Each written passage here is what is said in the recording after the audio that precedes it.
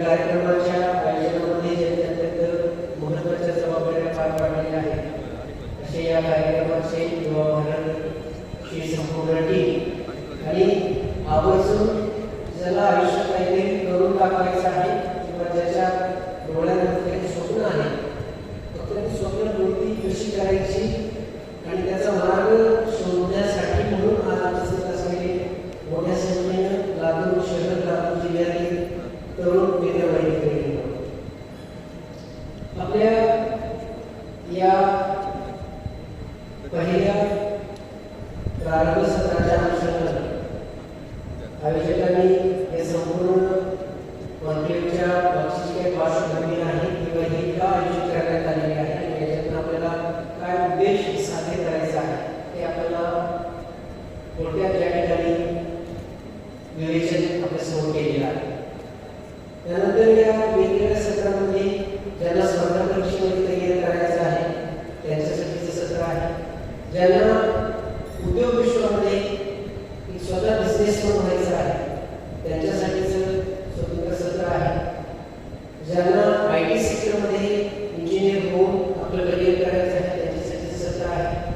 ज्यांना कॉमर्स या विषयामध्ये आपल्याला करिअर करायचं आहे त्यांच्यासाठीचं सत्र आहे.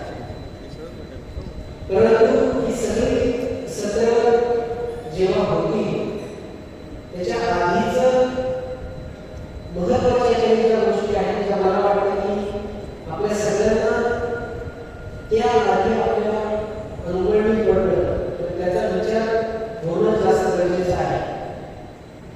आज प्रत्येकाला असं वाटतं की मी स्वतः काहीतरी करून दाखवावं मोठं व्हावं नाव कमवावं व्यावसायिक व्हावं उद्योजक व्हावं माझा स्वतःचा मोठा व्यवसाय असावा खूप सारा आर्थिक प्राप्ती मला त्यातून व्हावी आणि मी नावाजलेला व्यावसायिक त्या ठिकाणी पुढे यावं. परंतु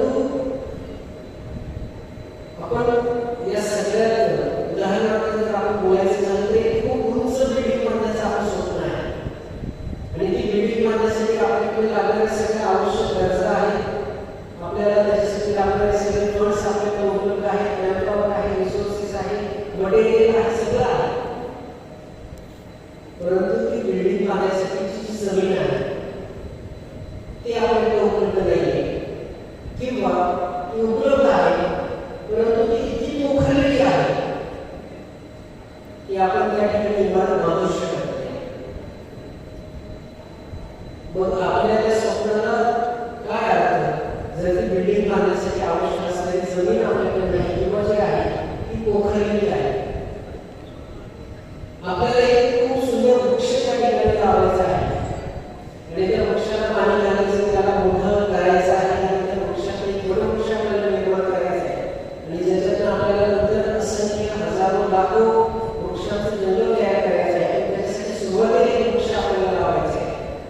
त्याच्यासाठीच ते वृक्षाचं मोठं तुमच्याकडे आहे त्याला लागणारं सगळं पाणी सगळं तुमच्याकडे आहे.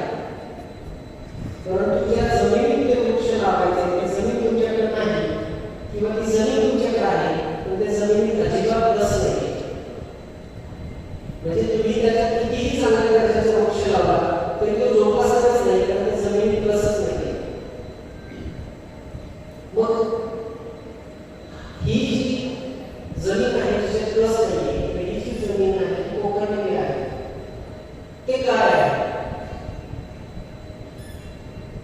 सुदैवाने आपण हा नशीबवान आहोत की आपण या भारत भूमीमध्ये जन्म घेतलेला आहे जिचा हजारो शेकडो वर्षांचा एक दैदिप्यमान असा इतिहास आहे. या भूमीमध्ये जन्मलेल्या सर्व ज्ञानी विचारवंतांनी केवळ या देशालाच नाही तर संपूर्ण मानवजातीला त्या ठिकाणी जगण्याचा एक मूळ मंत्र त्या ठिकाणी दिलेला आहे. मग जर त्यामध्ये स्वामी विवेकानंद असतील संत ज्ञानेश्वर असतील यांनी आपल्याला अध्यात्मिक हे विश्वची माझे घर वसुंधरा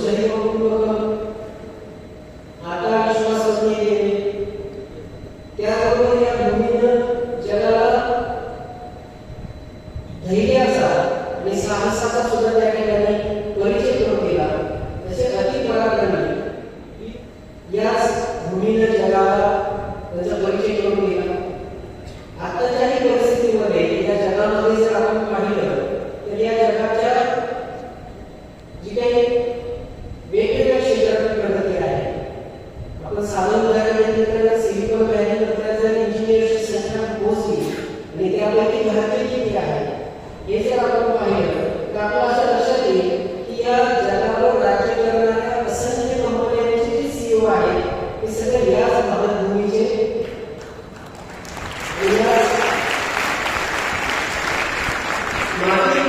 जन्मलेले हे सगळे सुपुत्र आहेत जे नंतर जगाच्या पाठीवर गेले आणि आपल्या ज्ञानाच्या आणि आपल्या मेहनतीच्या क्षमतेवर त्यांनी ही यशाची शिखर पार केली. मग ही जी आपली भूमी आहे ही आपली मातृभूमी आहे. हिचं पोषण आणि तिला दणकट बळकट बनवणं ही आपली सगळ्यांची पहिली प्राथमिक जबाबदारी आहे. कारण आपण या भूमीमध्ये जन्म घेतला त्यामुळे या मातृभूमीचं पालन पेटणं त्याच्यासाठीची आपली जबाबदारी पहिली पार पाडणं ही सगळ्यात पहिली आपली जबाबदारी. हे आपलं राष्ट्र आहे आणि हे माझं राष्ट्र जेवढं सक्षम सकस आणि सुदृढ असेल तेवढंच मी प्रगती करू शकेल. जर माझं राष्ट्र कमकुवत झालं तर मग माझी प्रगती काही अर्थ नाही. जर माझ्या राष्ट्रातला आणि माझ्या राष्ट्राच्या या भूमीचा कस निघून गेला तर मग मला आणि माझ्या पुढच्या पिढीला आमची जी काही स्वप्न आहेत तरी फलफळू शकत नाही. आणि म्हणून आपल्या सगळ्यांचं पहिलं कर्तव्य आहे या राष्ट्रासाठी या मातृभूमीसाठी म्हणून पहिला आपण आपलं जबाबदारी जी ओळखणं ती पार पाडणं. कारण हे राष्ट्र आहे तर आपण आहोत. आपली ओळख ही पहिली आपल्या राष्ट्रापासून होते, मग आपल्या राज्यापासून, मग आपल्या गावापासून, मग आपल्या जाती धर्मापासून आणि मग आपण स्त्रीला पुरुष या ओळखीच्या ज्या वेगवेगळे टप्पे आहेत त्याच्यात सर्वोपरी जर काय असेल तर ते राष्ट्र आहे. आणि म्हणून या गोष्टीचा आपण सर्वप्रथम विचार करणं या राष्ट्रावरती असलेली आपली जबाबदारी आपलं उत्तरदायित्व समजून घेणं. जर तुम्हाला ते समजलं तरच तुमच्या हातून एक दैनिकमान असं काहीतरी निश्चित घडेल. या अनुषंगानं सातत्यानं गेली शेकडो वर्ष वेगवेगळ्या पद्धतीनं हे राष्ट्रप्रेम जागृत करण्यासाठी आणि ते वाढवण्यासाठी सातत्याने प्रयत्न केले जात आहेत. त्याच्यामध्ये संघाचा सुद्धा त्या ठिकाणी मोठा हातभार आहे.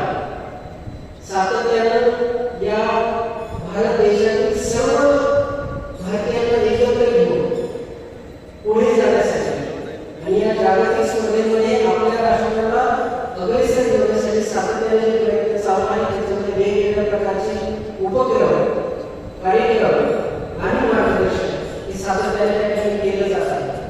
आता त्या अनुषंगाने बोलणे मोठं निश्चित नाही कारण ते अत्यंत मोठं कार्य या संघटनेमार्फत केलं जातं. परंतु मला व्यक्तिशः आलेले दोन अनुभव फक्त आपल्याला सांगू इच्छितो की ज्या अनुभवांच्या आधारे आपल्याला कळले की हे नक्की काय आणि किती मोठ्या प्रकारचं कार्य हे या ठिकाणी होत आहे. काही वर्षांपूर्वी साधारण 10-12 वर्षांपूर्वी पुणे जिल्ह्यामध्ये माळी म्हणून एक गाव होतं आणि अचानक या पावसाळ्याच्या कालावधीमध्ये त्या ठिकाणी मोठ्या प्रमाणावर पाऊस झाला आणि एका रात्री पहाटे ते गावच्या कड्याच्या डोंगराच्या पायथ्याला बसलं होतं. तर रात्री तो पूर्ण डोंगर त्या ठिकाणी कोसळला आणि एका क्षणामध्ये संपूर्ण गाव हे त्या मातीच्या 15-20 फूट गेल्या ते संपूर्ण गाव त्या ठिकाणी काढलं. जवळपास 200 पेक्षा जास्त लोक ही घरासकट त्या मातीच्या ढिगाऱ्याखाली त्या ठिकाणी काढली. आणि जेव्हा ही घटना घडली तेव्हा मोठ्या प्रमाणावर त्या ठिकाणी मदतीचा ओघ सुरू झाला. लोक यायला लागले, मदत करायला लागले, वेगवेगळ्या यंत्रणा आल्या. पहिले 2 दिवस 3 दिवस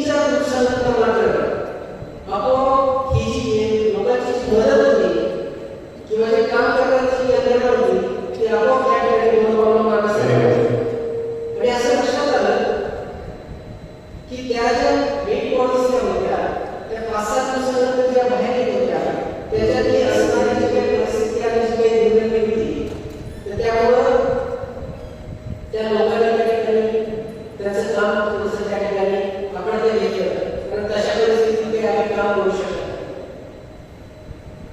आणि मग त्यावेळेस त्या ठिकाणी जी यंत्रणा कामाला आली ती होती संघाची त्या ठिकाणी कार्यकर्ते अक्षरशः नातेवाईक शेजारी राहत नव्हते इथं कुठली यंत्रणा त्या ठिकाणी काम करायला तयार नव्हती त्या ठिकाणी शेवटच्या म्हणजे मला वाटतं जवळपास 9-10 दिवस होता आणि त्या शेवटच्या व्यक्तीच्या शेवटचा अवयवाचा नंतर परिस्थिती अशी झाली होती की फक्त अवयवच त्याची स्थितीच्या आणि पोकळ्याच्या बकेटमध्ये येत होते इतक्या विकार इतक्या भयानक परिस्थितीमध्ये जिथं कोणीही त्या ठिकाणी उभं राहू शकत नव्हतं त्या ठिकाणी शेवटच्या व्यक्तीचा अंत्यसंस्कार करेपर्यंत केवळ आणि केवळ हीच टीम त्या ठिकाणी उभी होती आणि ती अत्यंत वेगानं काम त्या ठिकाणी पार पाडत असा दुसरा अनुभव जेव्हा आम्ही नाशिकला डिस्ट्रिक्ट कोर्ट काम करत होतो आपल्या सगळ्यांना कल्पना 2020 मध्ये जेव्हा कोरोनाचं संकट आलं आणि पहिल्या लाटेमध्ये कोरोनाच्या विषयी प्रचंड भीती होती लोकांना आणि दुर्दैवाने कोरोना झाल्यामुळे काही मृत्यू त्या ठिकाणी लागण्यात होत होते अचानक मला त्या दिवशी एका सिव्हिल सर्जन साहेबांचा फोन आला आणि त्यांनी सांगितलं की काही मृत्यू झालेले आहेत डेड बॉडीज हॉस्पिटलमध्ये आहे परंतु ते नातेवाईक डेड बॉडीज घ्यायला तयार आहे तर त्यांचा अंत्यविधी करणं तर गरजेचं आहे नातेवाईकांमध्ये आम्ही येणार कामाला करणार आहोत मग ह्या डेड बॉडीचं करायचं काय आणि हॉस्पिटलला उपचार करेपर्यंत यंत्रणा आहे परंतु डेड बॉडीला घेऊन स्मशानभूमीत नेऊन तिचा अंत्यविधी करण्याची यंत्रणा त्यांच्याकडे होती आणि त्यावेळेस पुन्हा एकदा प्रश्न पडला की करायचं काय आम्ही पोलीस सगळे रस्त्यावर उभं करणार आणि त्या ठिकाणी लॉकडाऊनची अंमलबजावणी करत होतो मग आता या बॉडीचं करायचं काय आणि याचा अंत्यविधी रोजच्या रोज नाही झाला तर रोज ही जी संख्या वाढते त्या बॉडी सिरियस राहिल्या त्या सगळ्या समजून जाते आणि मग वेगळे प्रश्न निर्माण होतो आणि त्यावेळेस पुन्हा एकदा मला जे नाव आठवलं तर त्यावेळेस संजयजी चंद्राने म्हणून संघाचे नाशिकचे त्या ठिकाणी जे कार्यवाहक होते त्यांना फोन केला अशी परिस्थिती आहे आणि ह्या परिस्थितीमध्ये प्रशासनाला हॉस्पिटलला मदतीची गरज आहे कारण हे अंत्यविधी होणं आवश्यक आहे आणि आता मला दुसरं नाव सुचत नाही म्हणून मी तुम्हाला फोन केला आपण याची मदत करू शकता का त्यांनी 1 तासावर तात्काळ परत फोन केला सर 20 कार्यकर्त्यांची टीम रेडी आहे जे पीपीई किट घालून शेवटचा अंत्यविधी होईपर्यंत हे काम वेगाने करतील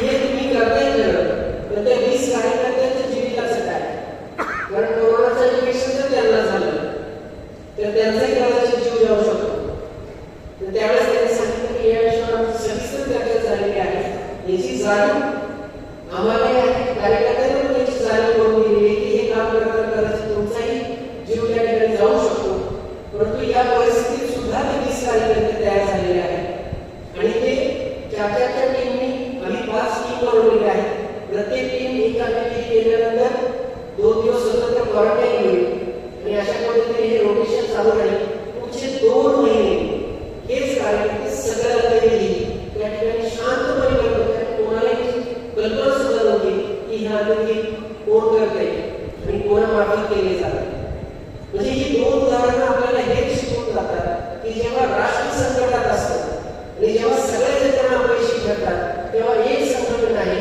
की जे त्या ठिकाणी पुढाकार घेत आणि त्या जबाबदाऱ्या त्या ठिकाणी पार पाडतात आणि अत्यंत शांतपणे त्याचं कुठे गाजावाजाने कोणाला त्याच्याबद्दल कल्पना सुद्धा त्या ठिकाणी सांगितली जात नाही किंवा त्याची कुठली प्रसिद्धी सुद्धा त्या ठिकाणी केली जाते याला म्हणतात राष्ट्र निर्मितीमध्ये किंवा राष्ट्राच्या संकटाच्या काळामध्ये उभारणे हे जर आपल्यामध्ये एकदा भिन्न आपल्याला त्याची जाणीव झाली तर मग आपण कुठल्याही वेगवेगळ्या क्षेत्रात करिअर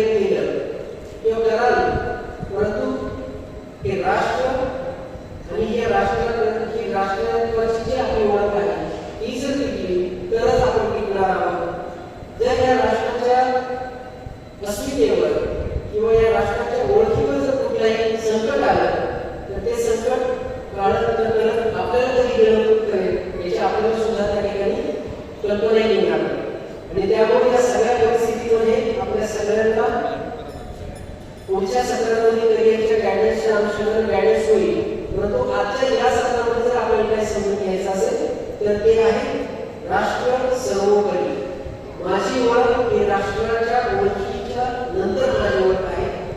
माझा देश, माझी भारतभूमी आणि माझं राष्ट्र ही माझी सर्वोपरी प्रायोरिटी आहे आणि त्याच्यासाठी म्हणून मी स्वतःला तयार करणार आहे.